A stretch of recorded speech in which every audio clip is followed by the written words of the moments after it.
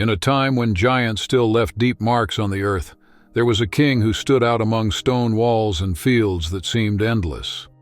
His name was Og, the ruler of Bashan, remembered as the last great titan. His presence made the ground tremble and the hearts of warriors sway between respect and fear, as if each step announced the beginning of a new battle. They said his iron bed, inlaid with shining stones, measured 9 cubits long and 4 wide, a resting throne made for someone who surpassed any common measure. In the halls of Bashan, whispers about his origins moved like wind between the tents. But Og wasn't always the imposing ruler the legends speak of. Before rising over peoples and strongholds, there was a time when he also had to prove who he really was. If you want to keep discovering this story and others like it, take a moment to subscribe to the channel so you don't miss the next chapters. In the days when he was still just a young titan, Og grew up on the icy peaks of Mount Hermon, used to the cutting wind and the echo of eagles in the sky. From early on, he heard the stories of his lineage, the Rephates, ancestors who once made kings kneel before them. They weren't just warriors. They seemed like storms in the shape of men, changing the course of battles with a single strike. His father, one of the last chiefs of Bashan, placed in his hands a sword so heavy that no one else could lift it. He taught him to swing it as if it were an extension of his own arm and to throw stones that could crack fortress walls. He repeated, "Strength is a gift, but it's not enough. A true king protects his people with his mind and his heart." As Og grew, the fertile lands of Bashan drew the greed of many, until scouts announced an enemy army in Argob, determined to take everything. You could see their raised spears in the distance, dark banners, and the uneven shine of armor under the rising dust. When the ground shook with the enemy's march, Og took his first step toward war, tightened his grip on the ancestral sword, and unleashed the roar he had kept in his chest his entire life. But that was still only the beginning of his story. Og wasn't just a warrior, he was a builder too. He ordered walls to be raised and roads to be opened through the mountains. In the center of the fortress, he commanded the forging of an iron bed, crafted by the artisans of Bashan, heavy as the throne he sat on. They worked on preparing a bed fit for a king and, without realizing it, also for a tomb. From the top of the palace, Og watched the horizon, certain that nothing could reach him, unaware that his greatest trial was approaching. In the desert, an unlikely enemy was rising, a people without a land, but with unshakable faith, united around an invisible God. They said this God had opened the sea, made fire fall from the sky, and brought down walls with the sound of trumpets. To Og, it all sounded like legend, but it left a strange weight in his thoughts. At night, when the fortress went silent, he dreamed of an army in flames and a leader in simple robes, leaning on a staff that made the ground tremble. And in those dreams, the iron bed was no longer a symbol of power, but a cold sepulchre, waiting. The herald came into the throne room almost out of breath, but without looking away from the king. "My lord, the Israelites have crossed the Jordan, destroyed Jericho, and are now advancing north. They're marching toward Bashan." Og rose slowly, and for a moment he seemed taller than the stone pillars around him. While the servants held their breath, an old memory awoke in his mind. His father's warnings about a people guided by a God who never backed down. Were these the men he had spoken of? The peaceful days of the kingdom were starting to feel fragile, like pottery about to crack. Reports came from every direction. Travelers, merchants, spies, all repeating the same story about an army that didn't rely on its own strength but on the will of its God. Og kept a firm posture before the court, but when night fell and the halls were empty, he saw in his thoughts his warriors falling, the throne covered in dust, and his name wiped from the memory of nations. Og woke up gasping, his body damp with sweat, as if the dream had been a real battle. The question hammered in his mind: Was that the enemy his father had spoken of? The messenger rushed in. "My lord, our scouts have confirmed it. The Israelites crossed the Jordan. They took Jericho with no effort and are still advancing."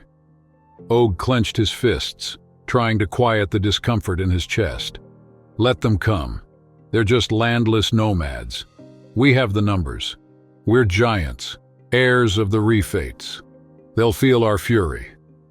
His voice came out firm, but inside he knew something was different. It didn't feel like a normal war anymore. There was a weight in the air that didn't come from spears or chariots. On the eve of the battle, sitting on his iron bed, he stared into the darkness beyond the camp, certain that sleep wouldn't come.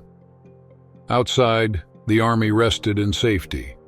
Inside him, the Titan of Bashan felt another force stirring. On the other side of the valley, there were no drums or shouts. A chant broke through the night, steady, carried by the wind like a prayer to a power he didn't know. For the first time, Og felt himself smaller, as if his height, his lineage, and his throne meant little before whatever was rising in the darkness. The sun rose, spilling red and gold over the plains of Edrei, as if the sky were announcing the blood that would soon stain the earth. Og left his iron bed and walked to the open grounds, where his army waited for him in silence.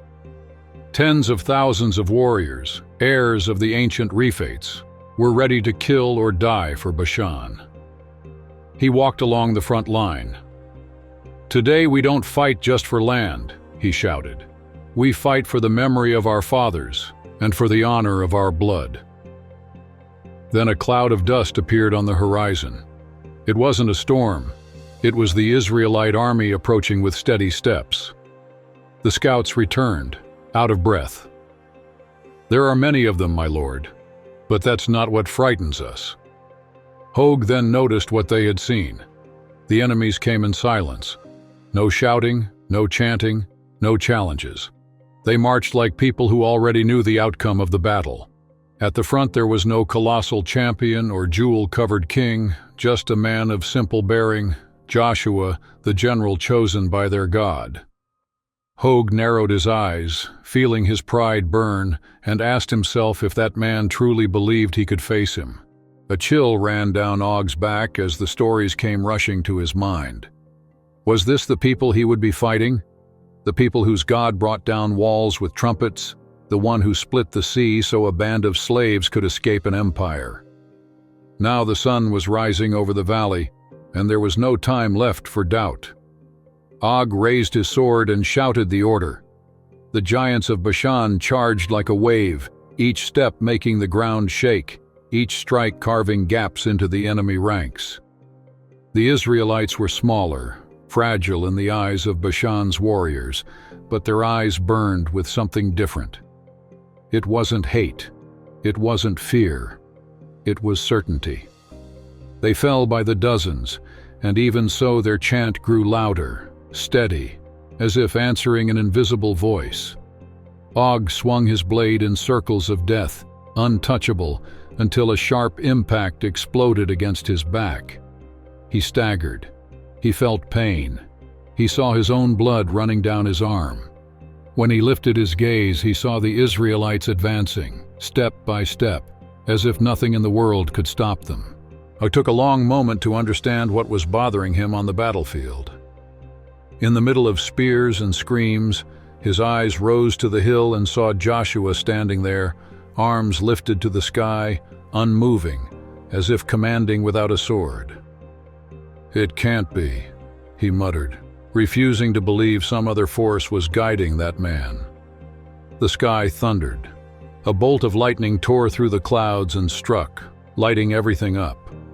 Og felt the impact ripple through his body.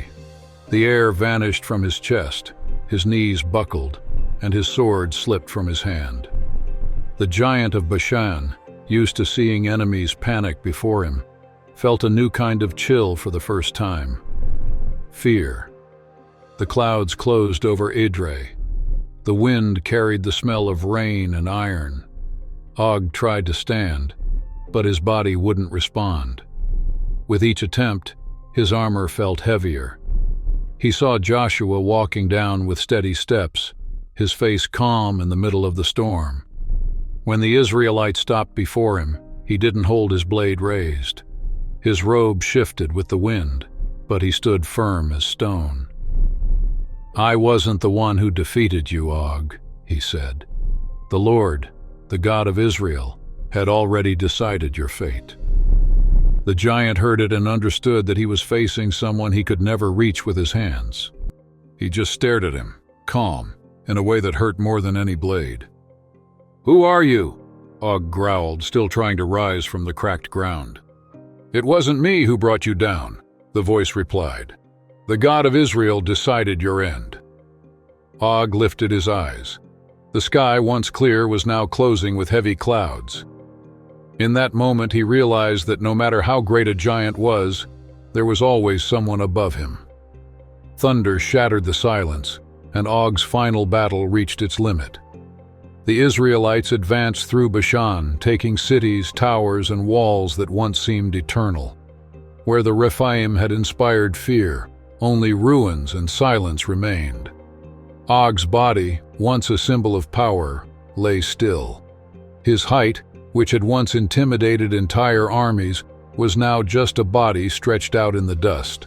The last giant had fallen, yet something remained. His iron bed was preserved, more than out of curiosity.